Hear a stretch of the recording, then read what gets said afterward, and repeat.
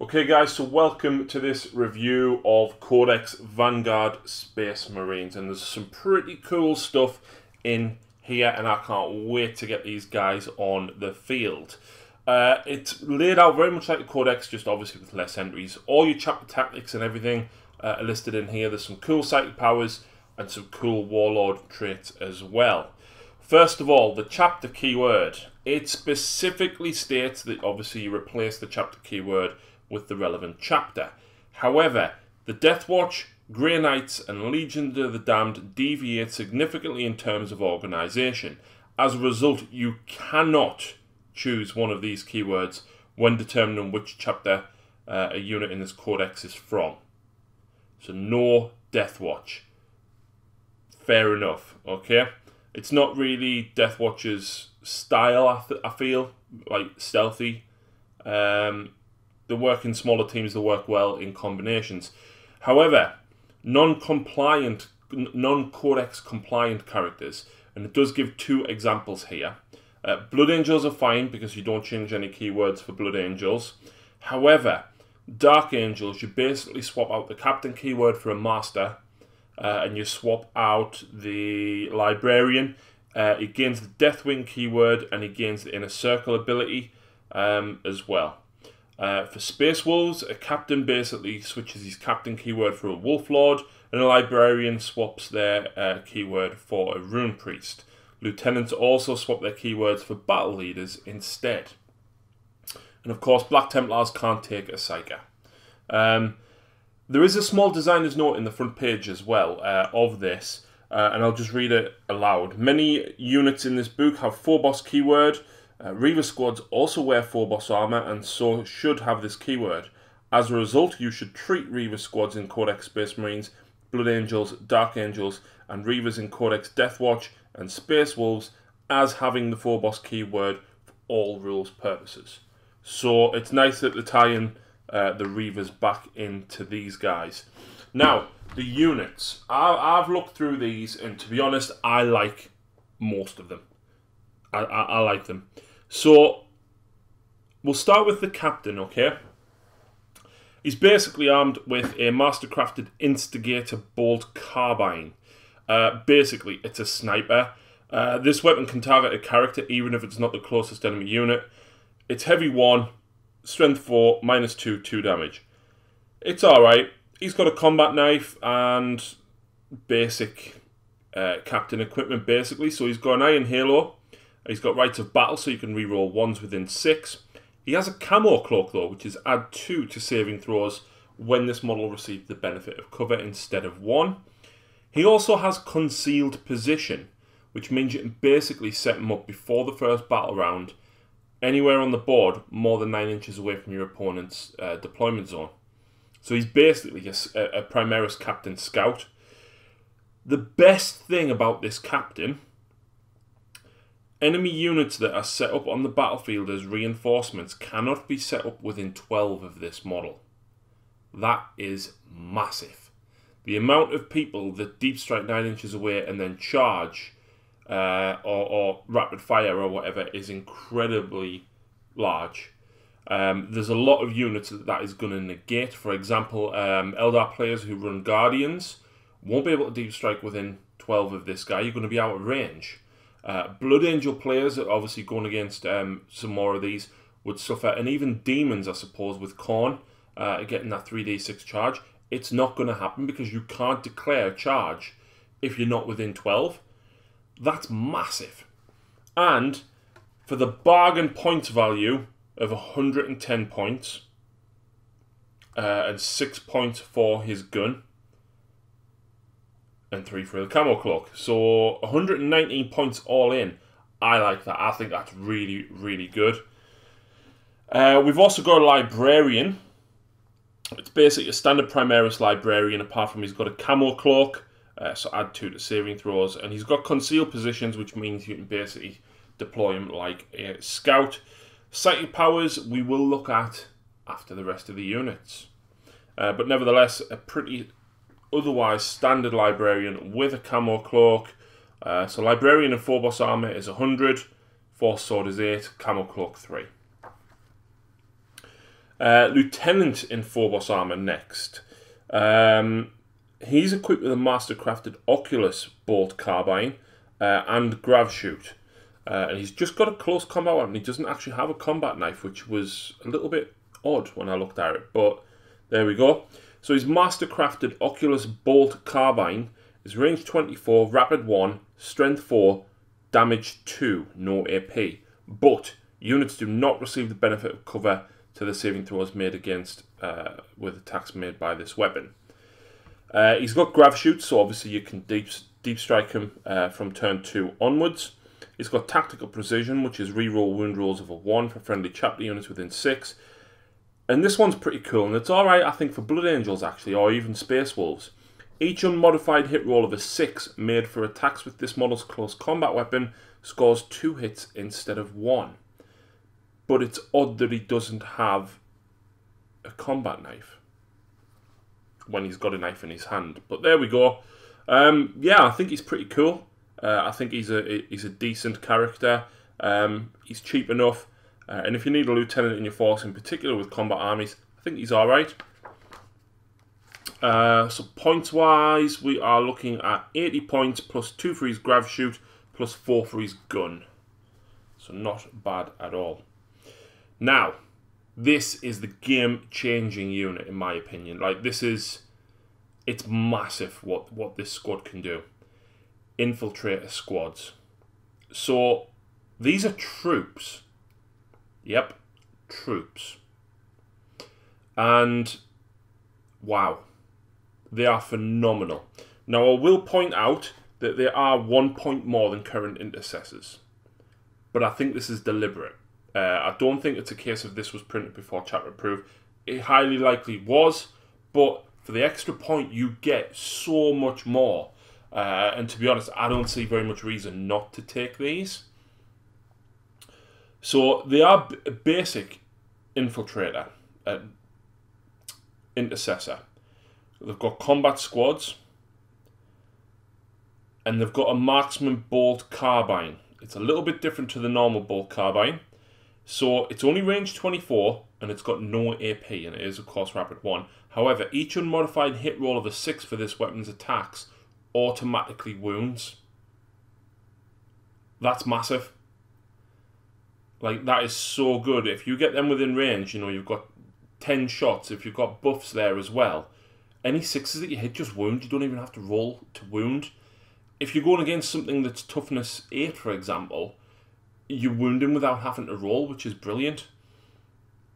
I'm not saying do that, of course, but it's very good. Now, they have 4 extra rules, and each one of them is very good. So they've got concealed positions, so basically you can infiltrate them. Brilliant. They've also got Omni Scramblers, and that is the game-changing bit. You can't set up enemy units within 12.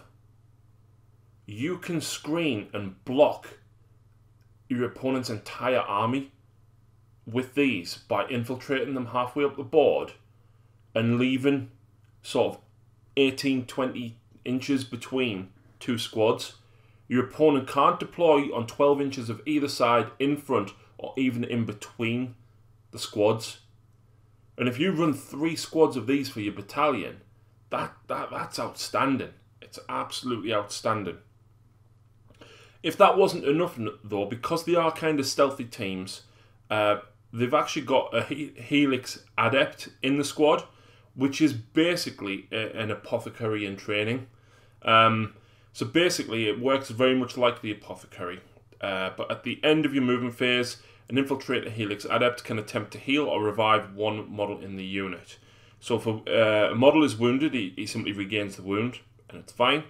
If the unit contains no wounded models but has lost a model earlier in the battle, roll a d6, and on a 5+, 1 slain model is returned to the unit with 1 wound remaining. If the Infiltrator Helix Adept fails to revive a model, he cannot shoot in the next shooting phase whilst he recovers the gene seed of the Fallen Warrior. It's okay, I can't see using him that often, but it's very handy just to keep going, oh, wound back, wound back, wound back. Even if you only get 3 across the entire course of the game, that's a Marine and a half extra. So that's not bad at all. He is a few more points though. The Helix Adept is 32 points. Oh, Infiltrators are 22 points. Sorry, my bad. For 4 points more though, what you get there is not bad at all. They've also got smoke grenades, which is basically like smoke launchers from a vehicle, so -1 to hit them if they don't shoot, which, to be honest, if you're deploying up front, you're going to be shooting. But yeah, 22 points a model, it's not bad. I don't know if I would always take the Helix Adept, but he is a cool addition. And I think you're going to see a lot of Infiltrator Squads. For 4 points more, or 5 points more than an Intercessor, you get a lot extra bang for your buck. Massively. We've then got Suppressors and Eliminators to look at as well. Now, Suppressors are an odd one because I don't understand their role. They're a jump infantry unit with a heavy weapon. So you want to be moving, but then you're suffering the -1 to hit because it's a heavy weapon, which is a little bit odd. But there we go. So Suppressors are 18 points a model. The Grav Shoot is 2 points, comes to 20. And then the Accelerated Autocannon is 15 points. So 35 points a model. And of course, Autocannon range 48, heavy 2, strength 7, -2 to damage. They've also got smoke launchers. They've also got Grav Shoots, which means you can deep strike them. But, again, this is the big one. And surprisingly, these will work very well in combat armies. Suppressing fire. If this unit destroys an enemy model in your shooting phase with its accelerator autocannon, the destroyed model's unit cannot fire Overwatch. Wow, that is absolutely insane. So, not suffering Overwatch, in particular for myself, running Blood Angels, that's massive. That is really, really big value, because any unit you're going to charge, you don't mind charging something with plasma guns, for example, because it's just like, sorry, you can't fire Overwatch, which is absolutely fantastic. Of course, they are armed with bolt pistols and frag and crack grenades as well, as are all of the other Marines. And for 35 points more, I don't think it's amazing, especially if you're deep striking them and stuff. But, you know, if you've got the Phobos captain stood back because of his long-range rifle, perfect squad to stick with them. We've then got Eliminators, which are basically scouts. But there's 3 in a unit. The Sergeant, of course, gets +1 leadership and attack, as with the other squads as well. And they've got a bolt sniper rifle. This weapon can target a character even if it is not the closest enemy unit. In addition, when attacking with this weapon, choose one of the profiles below. And there is 3 profiles here. So the first one is the Executioner round. Range 36, heavy 1. Strength 4, -2, D3 damage. If you make a wound roll of a 6 up, it inflicts a 6+ as well, not an unmodified 6. It inflicts 1 mortal wound in addition to its normal damage. Typical sniper, but D3 damage, which is very good. Mortis rounds. Heavy 1, strength 4, -1, 1 damage. The weapon can target units that are not visible to the firer. And add 2 to hit rolls made for this weapon. Units do not receive the benefit of cover for their saving throws against attacks made with this weapon. So if you're shooting something that's got no negative modifiers to hit, you can move, suffer the -1, get your +2, you're hitting on 2s, re-rolling 1s because of your captain. That's fantastic. That's brilliant. And of course, they've got camo cloaks and concealed positions. So let's have a look and see how many points they are in total. So an Eliminator squad member is 18 points. And the bolt sniper rifle is 3 points. And the camo cloak is 3. So it's 24 points a model. Which, to be honest, the amount that you're getting on top of a scout sniper, I think it's very, very close in points as to what you're going to be choosing. Scout snipers are troops, eliminators aren't, but I think the survivability of eliminators is very, very good. And I think you're probably going to see some. Being able to shoot characters that you can't even see is massive. It's absolutely massive. So, I mean, even tell shield drones, for example, that are hiding, snipe that ethereal out that's hiding behind the building. You don't even need to see him. Like, that's massive. Like, really big. And that's the units, which is... I like them all. I do. We do have psychic powers and warlord traits, though. We've got the obscuration discipline. So shrouding works very much like what the Death Guard one. Unless that unit is the closest, you can't target them. Casting value of 6. We've got Scry as gaze, which is reroll failed hit rolls for attacks made by ranged weapons. So it's essentially guide. However, enemy models don't receive the benefit of cover when making saving throws, and that's casting value of 6. I think that one's pretty good. Temporal Corridor is basically move again, much like Twilight Pathways and the Chaos one that lets you move again as well. But when you do move again, you must advance as part of this roll. Which means you won't be able to charge if you do it. So, not quite as good. Hallucination, which is next. Pick an enemy unit. Subtract 1 from the enemy unit's leadership. Roll 2d6. And if you beat the unit's leadership, it's -1 to hit. Tenebrous Curse. If manifested, select an enemy unit that cannot fly and is visible to and within 18 of the Psyker. The unit suffers a mortal wound and it halves its move characteristic and the result of any advance or charge rolls made for it. That's decent. However, this one's interesting. Mind Raid has a warp value of 6. If manifested, select an enemy model within 18 and visible to the Psyker. The model's unit suffers a mortal wound. Just one. But if your army is Battleforged and the model you choose was a character, you can then roll 3d6.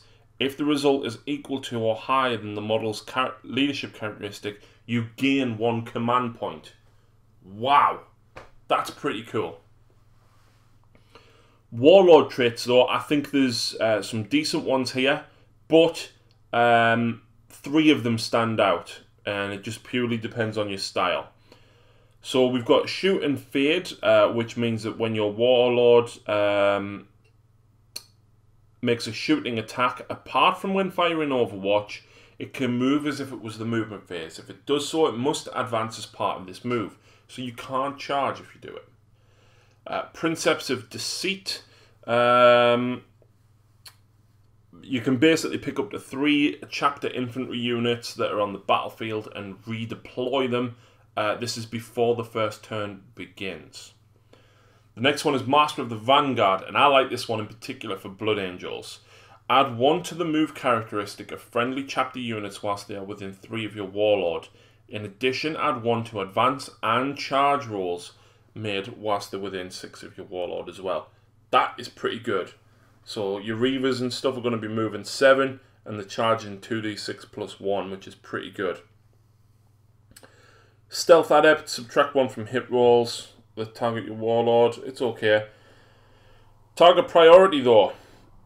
Instead of shooting with your Warlord in the shooting phase, you can select 1 friendly chapter unit that is within 3 and an enemy unit that is visible to your Warlord. Until the end of the phase, add 1 to hit rolls for attacks made by that friendly unit that target the enemy unit.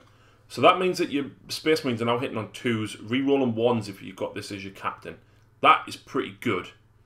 In particular on your troops whose 6s to hit automatically wound.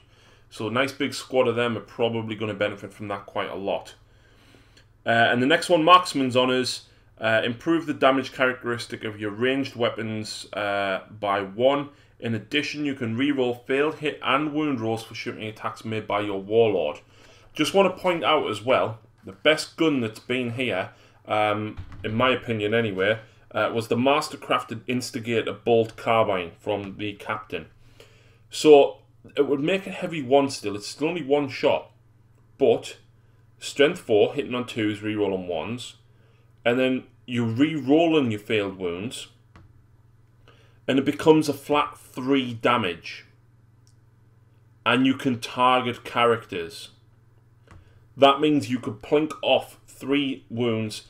If you've done one of your excited powers with your Librarian, such as Mind Raid, get 1 mortal wound in there, get that hit and wound off with your Captain. There's 4 damage on your Warlord. And then, of course, you've got your Eliminator Squad to help finish that off as well. That's just...